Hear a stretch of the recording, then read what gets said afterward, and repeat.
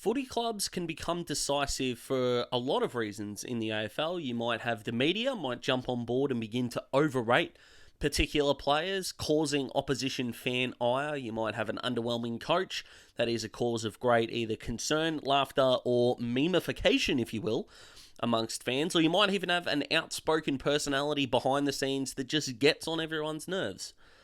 And then there's Port Adelaide, who have all of those things. So let's have a chat about Port and find out if they're contenders or pretenders in the AFL in the season 2023. Let's have a chat.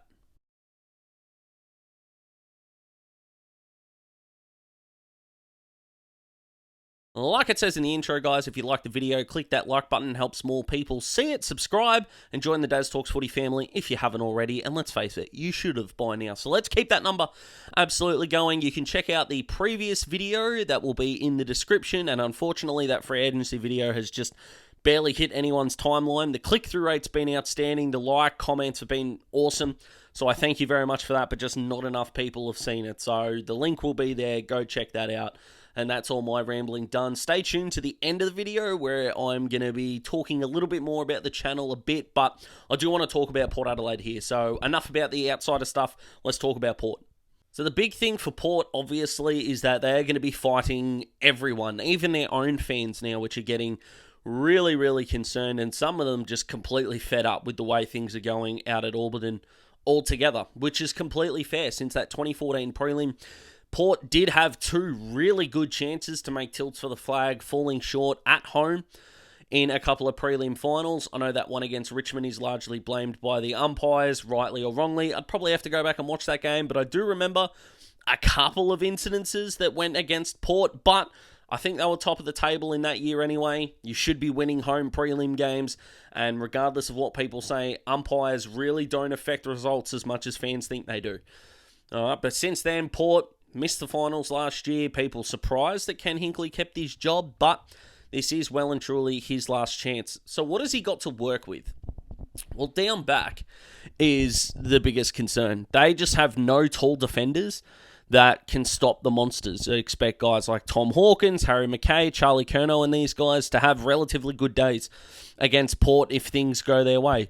They just don't seem to have any stoppers, and the other bit that is quite concerning is they don't really have rebounders that scare you. Dan Houston, very good player. Riley Bonner, good player. Lockie Jones, hopefully can get there. Darcy Byrne-Jones, won a best and fairest and then seemingly forgot how to play the sport.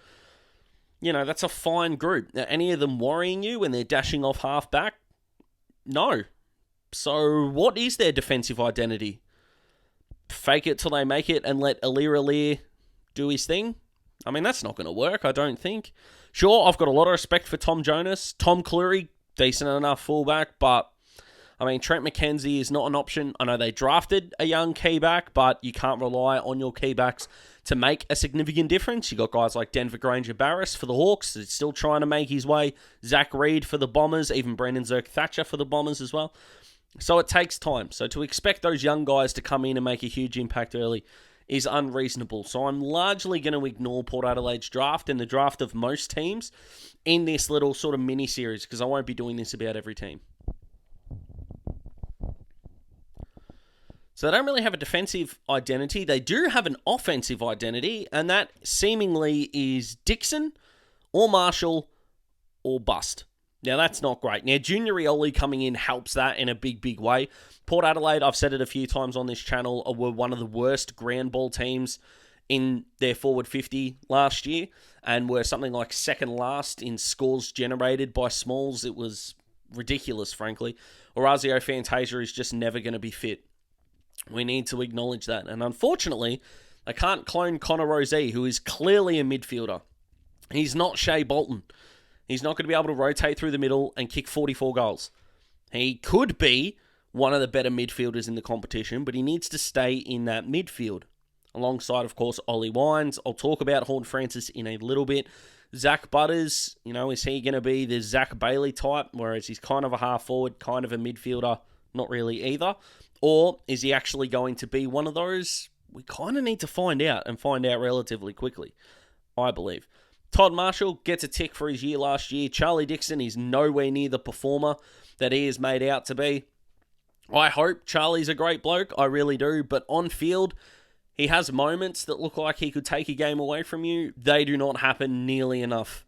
Nowhere near it. And of course, you got the other banana in there in Mitch Georgiades, who is going to need a big season, or we're going to be looking at a football club that has a tall forward that they drafted, I think, relatively early, that hasn't panned out. Now, would a side like Collingwood, even Hawthorn or the like, go all out on a Mitch Georgiades?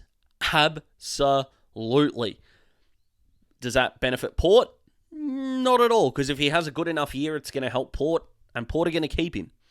So that's the way that they've got to look at it. But their offensive identity is still not made clear at all. Who is going to kick goals for them once the ball hits the ground? Because if it isn't Junior, they've got a problem. You know what I mean? This is a struggle. So what about the middle of the ground? Scott Lysette, he's the kind of ruckman you can see winning a flag. This Corey McKernan and Max Gawn in the last 25 years are the only two ruckmen to win the All-Australian and the Premiership in the same year. Brodie Grundy, one of the best ruckmen, hasn't won a flag. Nick Naitanui didn't play in that Premiership. So you've got guys. Todd Goldstein never won a flag. So you don't have to be one of the best ruckmen in the competition to get the job done. Max Bailey, not a fantastic ruckman, had a very good 2013, but not one of the best ruckmen in the competition at the time. All right, Ben McAvoy, extremely good servant for the Hawks, wasn't one of the best. Toby Nankervis, very good ruckman, not necessarily one of the best in the competition when Richmond were winning flags. That's the point. So I don't really have a problem with Scotty Lysette. A lot of people do, and if it's because of his body, I get that. But if it's not, I mean, it's not that big of a deal. Ollie Wines won the Brownlow and had that dip that most Brownlow medalists do, which is why it's so difficult to win back-to-back. You obviously look at Robert Harvey is just incredible that he got there. I know one of those years you can call it an asterisk, but he came first and second. First and first. He has 2 medals. Live with it, basically, is what I'm trying to say.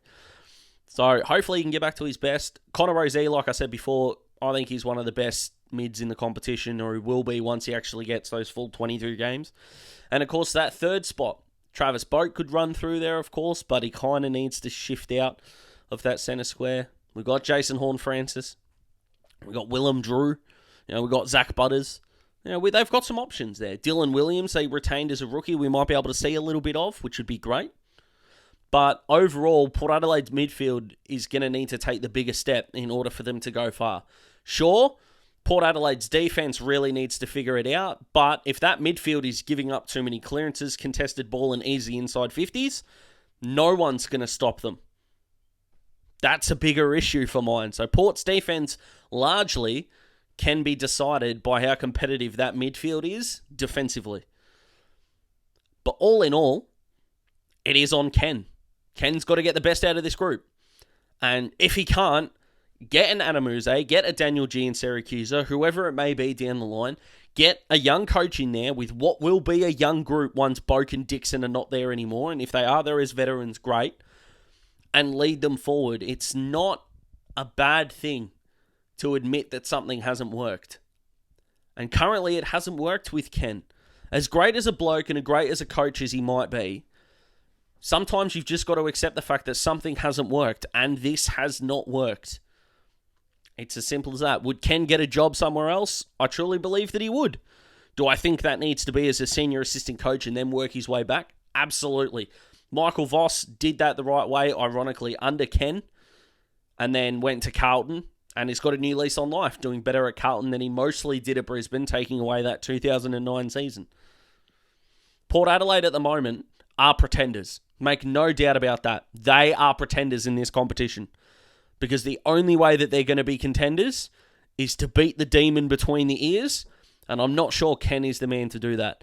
And just quickly on Jason Horne-Francis before I go, he's going to be under the pump. Whether you're either team Jason or anti, whatever you think of him as a guy, bloke, player, whatever, he could have averaged 30 and kicked 2 a game, and there are going to be fans that still hate him.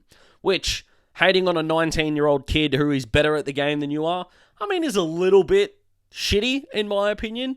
But we'll see how it goes. I'll be in his corner. Probably as a 19-year-old kid, you're allowed to make mistakes, be an idiot, yada, yada, yada. If he was a number 2 pick, I don't think anyone would have cared as much, but because he went number 1, all of a sudden, he gets magnetized times 10 throughout that debut year.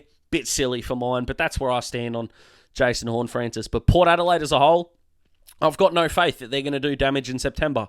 They haven't proven it in the past. Their list doesn't tell me they're going to be able to do it. And if it's up to a coach that hasn't taken them to the promised land in the 10 years or so that he's been there, why do I sit here and think that they're going to do the same? So that's where I stand on Port. They're in the Pretenders, I should say, section for me. I've got a couple of more teams I want to do videos on this for, so let me know what you think. Comment below, let me know what I got right, what I got wrong, what you want to see next. But just before I go, guys, if you are subscribed, and if you're not, of course, click that subscribe button. But if you are, I'll be doing posts for the next week or two suggesting ideas for in-season content that I want to bring. As much as I may enjoy making specific types of content, if you guys aren't enjoying it, I ain't going to enjoy making it. And I want to make content that I enjoy, that you enjoy, and of course, that can help the channel grow. So keep an eye out for that when you're on YouTube. And if you see a post by Daz Talks Footy, get involved, whether it's a poll or a question. I need all the feedback that I can get because I want to deliver the best 2023 content for the family. Until next time, guys, I hope you've enjoyed your weekend. I hope you enjoy your week. Absolute cracker of a video that is coming either Wednesday night or Thursday night. But until then, goodbye.